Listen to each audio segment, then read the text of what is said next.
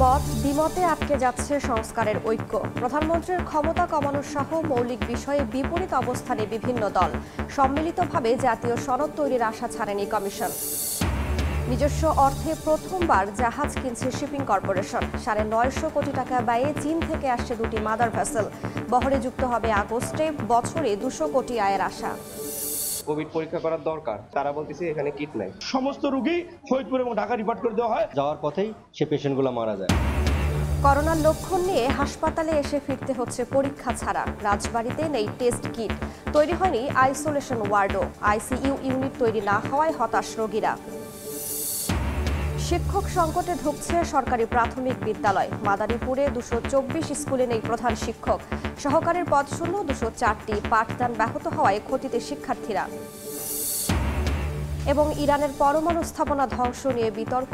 ইতিহাসে ঠাঁই পাবে অভিযান, জানালো হোয়াইট হাউস। যুক্তরাষ্ট্রকেও কড়া জবাব দেওয়ার পাল্টা দাবি খামেনির।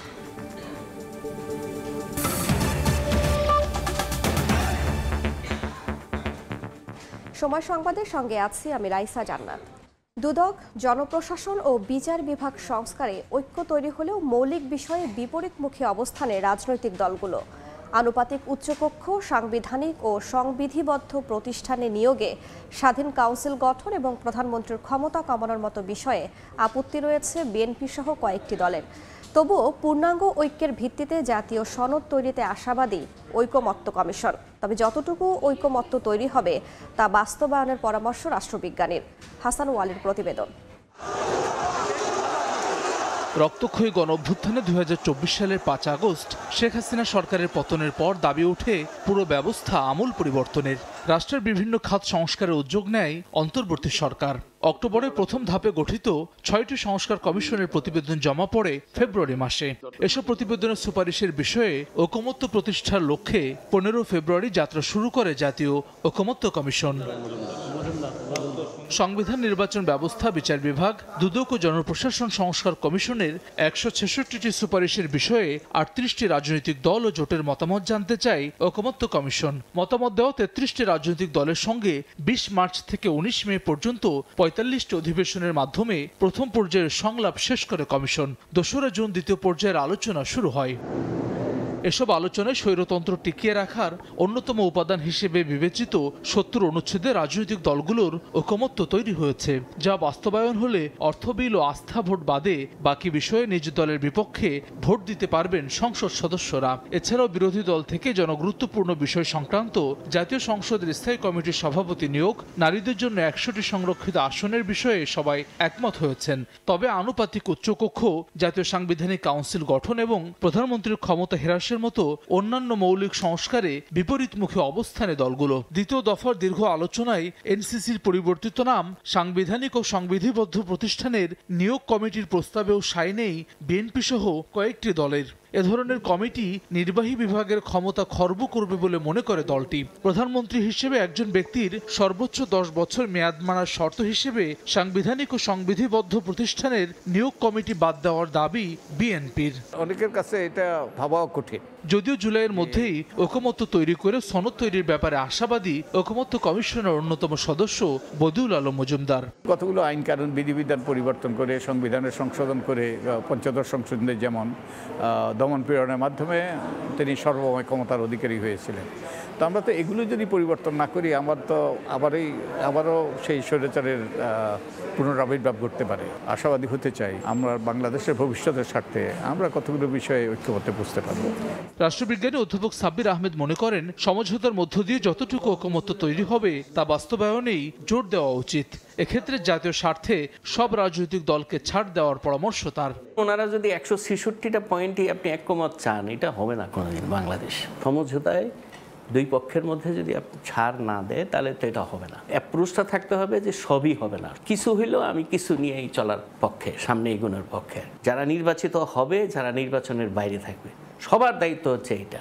সংস্কার ও বিচার বিষয়ে পর্যাপ্ত অগ্রগতি হলে আগামী বছর রমজান অর্থাৎ ফেব্রুয়ারিতে নির্বাচনের সম্ভাব্য সময় ঘোষণার পর গতি এসেছে ঐকমত্য কমিশনের সংলাপে। সামগ্রিকভাবে বিভিন্ন বিষয়ে একমতে আসতে পারি। হাসান ওয়ালি, সময় সংবাদ, ঢাকা। আসন্ন জাতীয় সংসদ নির্বাচনে ভোটাধিকার প্রয়োগে মুখিয়ে আছেন প্রবাসী বাংলাদেশিরা। শুধু ভোট দেয়া নয়, পার্লামেন্টে গিয়ে দেশ গঠনে অবদানও রাখতে চান তারা। বিভিন্ন দেশে বসবাসরত প্রবাসীদের মধ্য থেকে প্রার্থী বাছাই করে নির্বাচনের সুযোগ করে দিতে বাংলাদেশের রাজনৈতিক দলগুলোর প্রতি আহ্বান তাদের। সংযুক্ত আরব আমিরাত থেকে শিবলিয়াল সাদিকের রিপোর্ট। বাংলাদেশের আসন্ন জাতীয় সংসদ নির্বাচনে ভোট দেওয়ার জন্য মুখিয়ে আছেন প্রবাসী বাংলাদেশিরা। অন্তর্বর্তী সরকার এরই মধ্যে প্রবাসীদের ভোট দেওয়ার পদ্ধতি চূড়ান্ত করতে কাজ শুরু করেছে। সরকার ও নির্বাচন কমিশনের উদ্যোগকে ইতিবাচক হিসেবে দেখেছেন সংযুক্ত আরব আমিরাতে বসবাসরত বাংলাদেশিরা। তবে কেবল ভোট দেওয়া নিশ্চিত নয়, জাতীয় সংসদে প্রবাসীদের পক্ষ থেকে প্রতিনিধি রাখারও দাবি তাদের। সংস্কার কমিশন ইতিমধ্যে প্রবাসীদের ভোটাধিকার নিয়ে ওনাদের যে কমিশনে সেখানে ওনারা তুলে ধরেছেন এবং এই সরকার প্রবাসীদের ভোটাধিকার জন্য কাজ করছেন। যতগুলো দল বাংলাদেশে আগামী নির্বাচনে অংশগ্রহণ করবেন, সব দল থেকে যদি প্রবাসীদের অংশগ্রহণটা নিশ্চিত করে একটা আনুপাতিক হারে, তাতে প্রবাসী প্রতিনিধিত্ব যে কোনো ভাবে হোক সংসদে পৌঁছে যাবেন। আমাদের এরকম প্রতিনিধি নাই, যদি সংসদে এরকম প্রতিনিধি থাকে তাহলে আর আমাদের সাধারণ প্রবাসীদের মানুষের দরজায় যেতে হবে না, আমাদের পক্ষে সংসদে কথা বলতে পারবে। পোস্টাল ব্যালটের মাধ্যমে আগে থেকেই প্রবাসীদের ভোট দেওয়ার সুযোগ থাকলেও এতদিন কোনো নির্বাচন কমিশন বিষয়টিকে গুরুত্ব দেয়নি। ফলে রেমিটেন্স পাঠিয়ে দেশ গঠনে উল্লেখযোগ্য ভূমিকা রাখলেও দেশ পরিচালনায় সরাসরি অবদান রাখতে পারেননি প্রবাসীরা। তবে ৫ আগস্টের পর অন্তর্বর্তী সরকার সংস্কার কমিশন গঠন করলে প্রবাসীরা তাদের দাবি আদায়ে সচেষ্ট হয়ে উঠেছেন। আমরা চাই প্রবাসীদের যে সুযোগটা এসেছে সেখানে প্রবাসীদের ক্যান্ডিডেট হোক, সেটা হোক বিএনপির তথা অন্য দলগুলো। আপনারা প্রবাসীদেরকে মূল্যায়ন করুন, প্রবাসী যারা ভালো ব্যক্তিত্ব চিহ্নিত করে তাদেরকে নমিনেশন দিন। যে ক্যান্ডিডেট যোগ্য তাকে ওইখানেই আপনারা আপনাদের মনোনয়ন দিবেন। আসন্ন নির্বাচন নিয়ে আমিরাতের প্রবাসী বাংলাদেশিদের প্রত্যাশা আকাশচুম্বী। সৌদি, আমিরাত, কুয়েত, কাতার, মালয়েশিয়ার মতো দেশে বসবাসরত প্রবাসীদের মধ্য থেকে প্রার্থী বাছাই করে নির্বাচনের সুযোগ করে দিতে বাংলাদেশের রাজনৈতিক দলগুলোর প্রতি আহ্বান জানান তারা। শিবলাল সাদিক, সময় সংবাদ, সংযুক্ত আরব আমিরাত। সব জটিলতা এড়িয়ে অবশেষে ৯৫০ কোটি টাকায় দুটি মাদার ভেসেল কিনছে বাংলাদেশ শিপিং কর্পোরেশন। এবারই প্রথম নিজস্ব টাকায় জাহাজ কেনার অনুমতি পেয়েছে সরকারি সংস্থাটি। চীন থেকে পুরোপুরি প্রস্তুত জাহাজ কেনা হবে, আর আগস্টেই যুক্ত হবে শিপিং কর্পোরেশনের বহরে। জাহাজ দুটি থেকে বছরে আয় ধরা হয়েছে ২০০ কোটি টাকা। শাখাউত্তরপুর ক্যামেরায় বিস্তারিত জানাচ্ছেন কমল দে। গত ২ বছরের বেশি সময় ধরে নিজেদের টাকায় দুটি মাদার ভেসেল কেনার চেষ্টা চালিয়ে আসছিল বিএসসি, কিন্তু নানামুখী জটিলতায় বারবার সে প্রক্রিয়া বাধাগ্রস্ত হয়েছে। অবশেষে চলতি মাসে টেন্ডার আহ্বানের মাধ্যমে শুরু হয়েছে জাহাজ কেনার চূড়ান্ত প্রক্রিয়া। প্রতিটি জাহাজের সম্ভাব্য দর ধরা হয়েছে ৪৫০ থেকে ৪৭৫ কোটি টাকা, আর জাহাজ কেনার পুরো টাকাই দেওয়া হবে বিএসসির নিজস্ব তহবিল থেকেই। বিএসসি প্রতিষ্ঠা হওয়ার পর থেকে এই প্রথমবারের মতো আমরা সম্পূর্ণ নিজস্ব সক্ষমতায় দুইটি বড় সাইজের বাল্ক ক্যারিয়ার কিনতে যাচ্ছি। জটিলতার কারণে আগেই সময় ক্ষেপণ হয়, এবার চীনে তৈরি হওয়া একেবারে রেডিমেড জাহাজ কেনা হচ্ছে।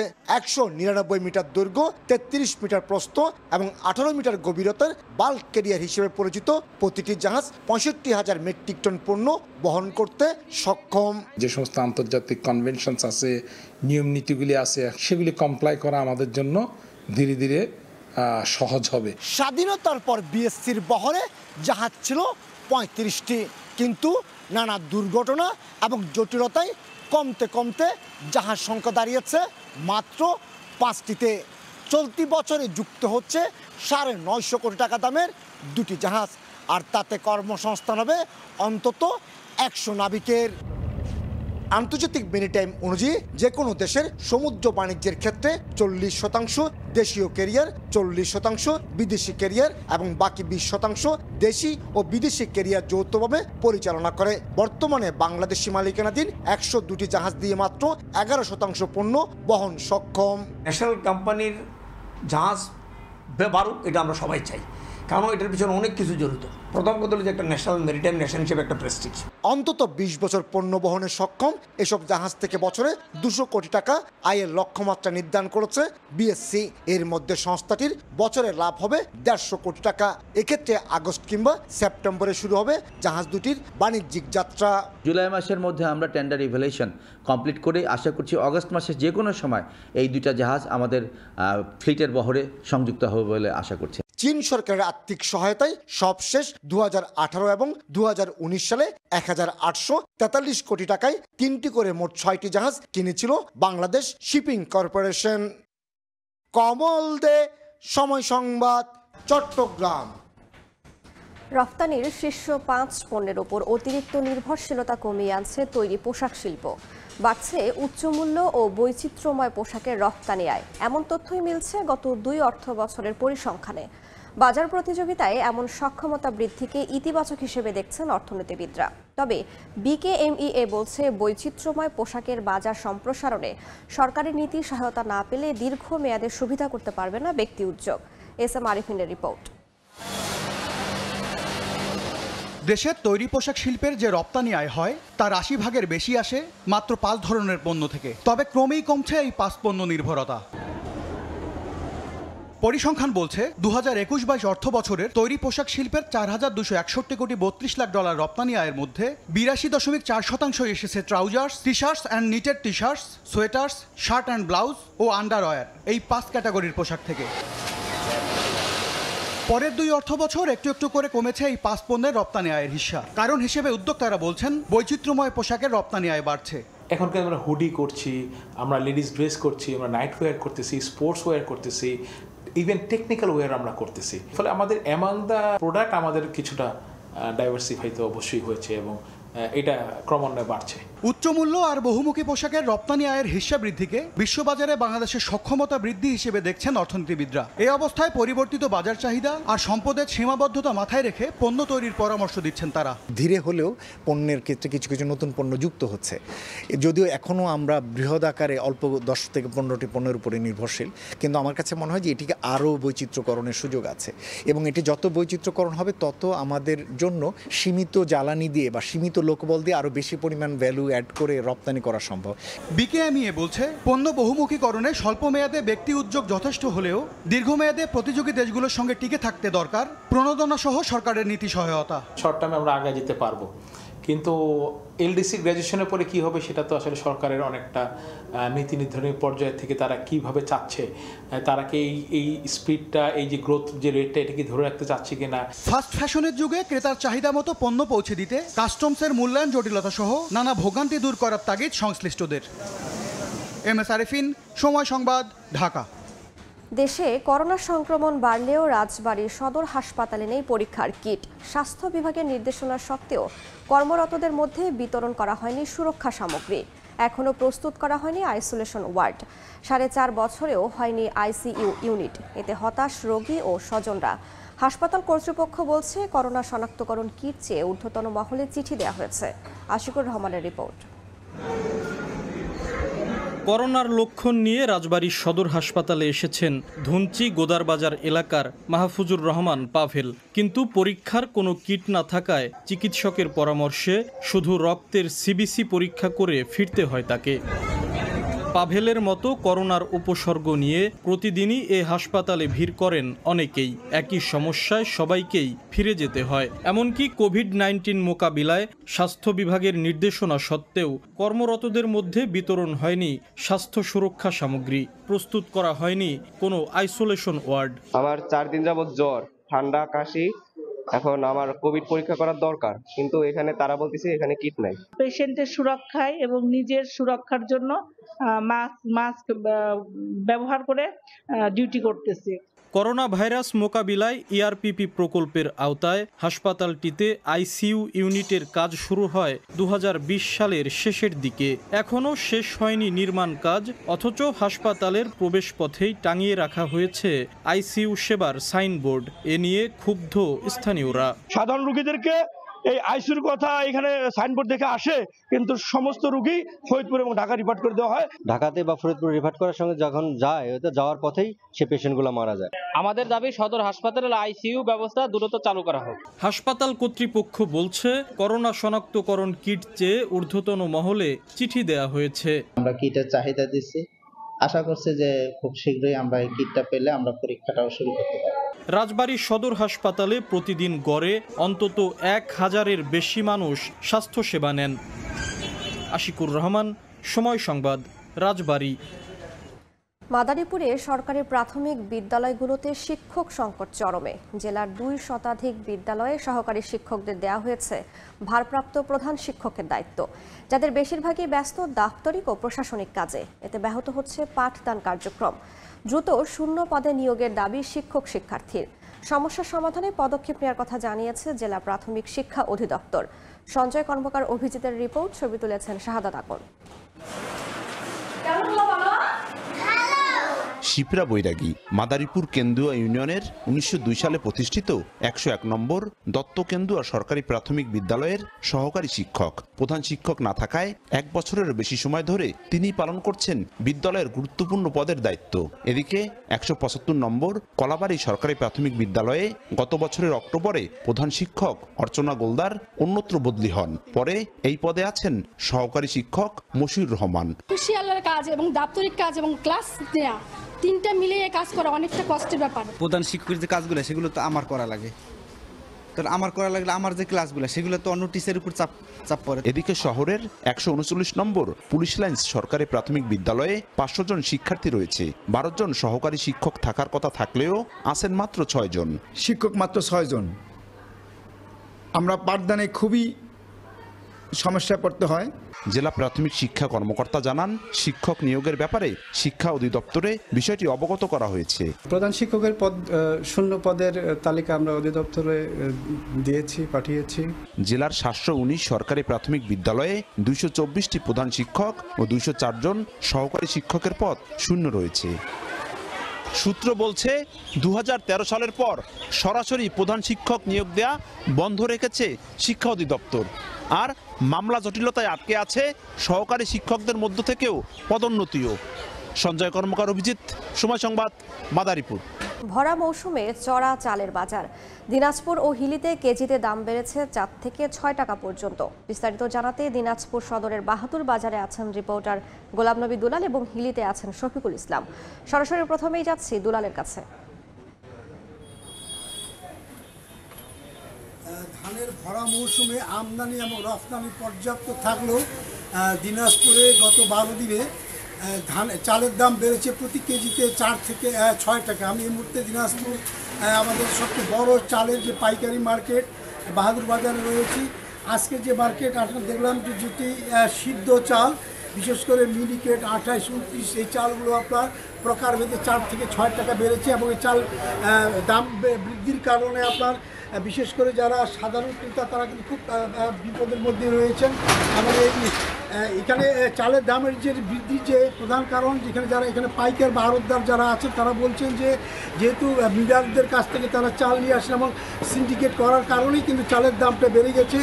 গত 10-12 দিন আগেও কিন্তু এই দাম ছিল না, দিনে দিনে চালের দামটা কিন্তু বাড়ছে। এই সময় জানেন যে ধানের ভরা মৌসুম, পর্যাপ্ত চাল এবং ধান দুটোই কিন্তু আপনার অনেক থাকার পরেও কিন্তু আমরা দেখছি যে চালের দামটা বৃদ্ধি পাচ্ছে। গত কয়েকদিন আগে জেলা খাদ্য বিভাগ এবং প্রশাসন যৌথভাবে এবং ভোক্তা অধিকার এখানে অভিযান চালিয়েছে। তবে পাইকার এবং আড়তদাররা যে বিষয়টা বলছেন যে মিলার ছাড়াও কিছু ধান ব্যবসায়ী রয়েছেন, বড় বড় তারা চাতাল এবং গোডাউন রয়েছেন, সেখানে তাদের পর্যাপ্ত পরিমাণে চাল এবং ধান মজুত রয়েছে। সেই জায়গাটায় তারা মনিটরিং এবং ভোক্তা অধিকার এবং জেলা খাদ্য বিভাগকে আপনার মনিটরিং এবং অভিযান চালানোর জন্য তারা পরামর্শ দিয়েছেন। কারণ মিলাররাই যেটা অভিযোগ দায়ের করেছেন, যেটা বলছেন যে প্রাকৃতিক দুর্যোগের কারণে তারা যে উৎপাদন করে সে উৎপাদনটা তারা ঠিকমতো করতে পারছেন না। এই কারণেই তারা আপনার ঠিকমতো আপনার বাজারে চালের সরবরাহটা তারা ঠিকমতো করতে পারছেন না। এখানে হিলিতে রয়েছেন আমার সহকর্মী শফিকুল ইসলাম শফিক। এবার ধানের চালের পরিস্থিতিতে তিনি বলবেন। ধানের ভরা মৌসুমে হিলির প্রত্যেকটা ঘরে পর্যাপ্ত চাল রয়েছে, তবে চালের কোনো সংকট না থাকলেও কিন্তু চালের দাম ঊর্ধ্বমুখী। এক সপ্তাহের ব্যবধানে প্রতি কেজি চিকন চালের দাম বেড়েছে 6 টাকা, মোটাই বেড়েছে 4 টাকা।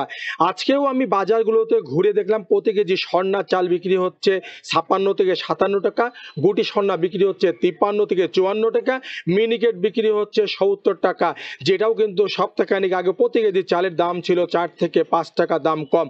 তবে আমি দোকানদারদের সাথে যারা চাল বিক্রি করছে তাদের সাথে আমি কথা বলেছি, তাদেরকে জানবার চেষ্টা করেছিলাম চালের দাম যে বৃদ্ধি পাচ্ছে এর কারণটা কি।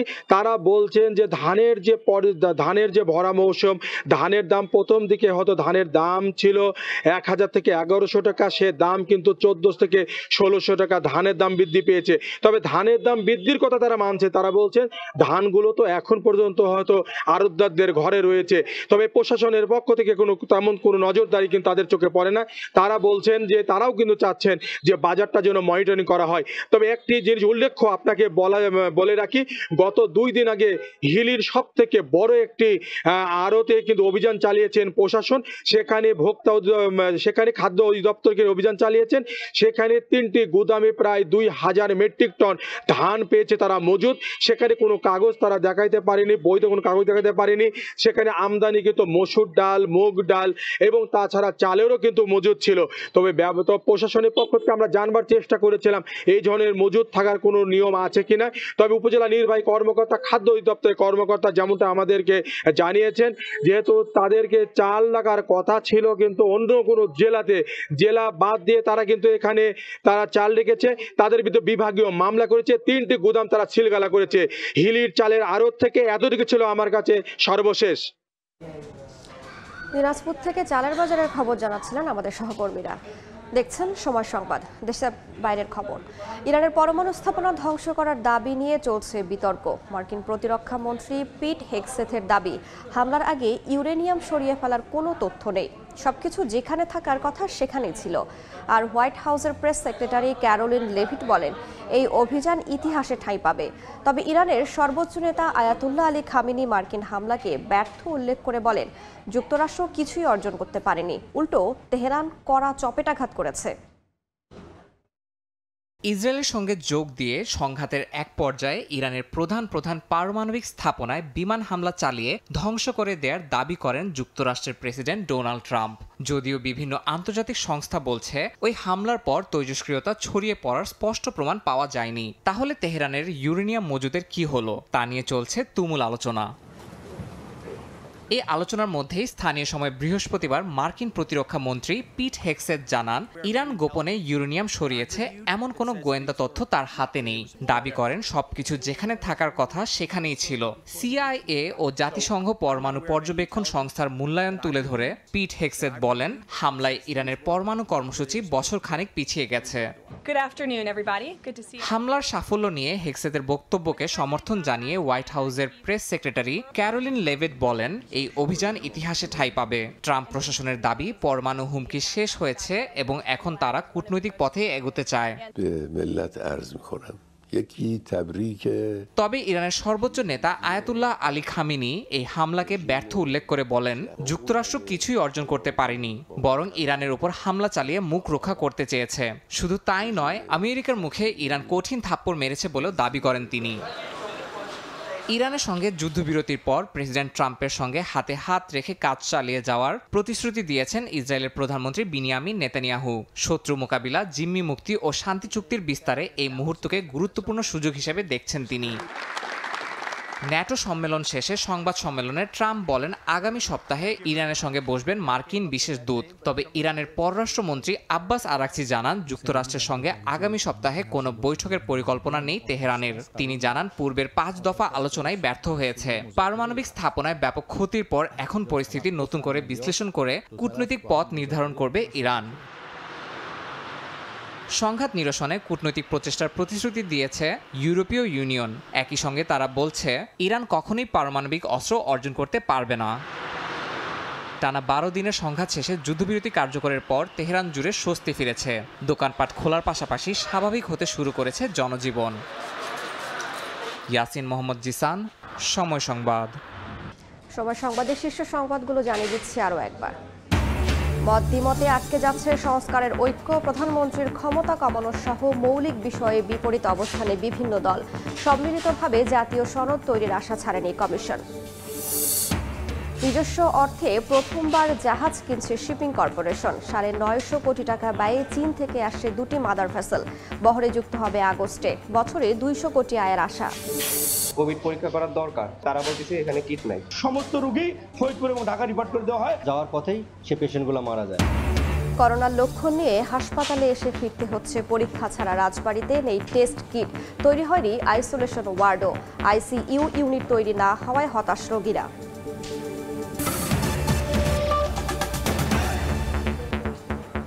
এই ছিল সময় সংবাদের, সঙ্গেই থাকুন সময়ের।